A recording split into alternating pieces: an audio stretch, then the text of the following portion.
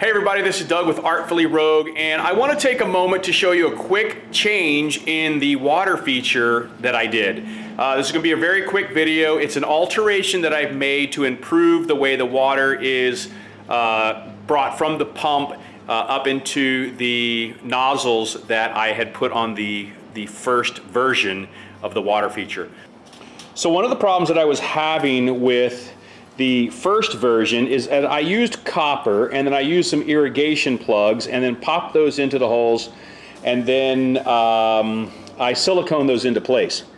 So I found that once pressure was on the nozzles, they would move, and so it wouldn't give me a nice clean stream of water. So I've come up with another version which I think is going to solve the problem.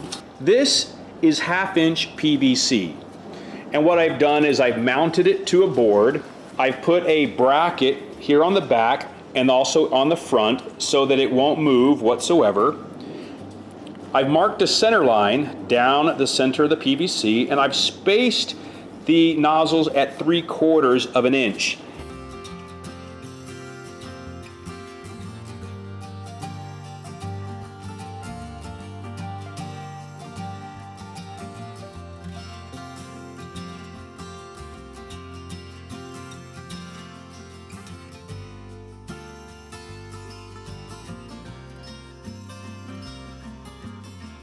So I'm back out here at the client's house working on the water feature, and I'm removing the first water supply system from the water feature, and I am now installing the new improved system into the water feature. Now this actually produces a much better controlled stream using some 1/8" barbed nozzles that then go down to the shark bite into the 1/2" down inside, and then connected into the hose, which then goes into your tank and into your pump, which is straight down there.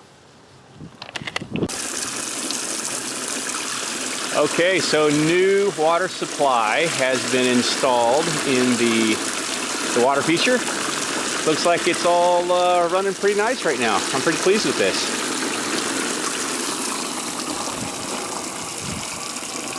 Hey, thanks for taking the time to watch this video. This was a modification of a water feature that I had done earlier, and also have the videotape, which I'll link to here at the back of this video. When I was looking for the parts and pieces to do the water feature, I really had a difficult time finding what I wanted until recently, which is why I've done the modification video. Now, I would assume that if you want to do a rain curtain feature, you might be also having a difficult time.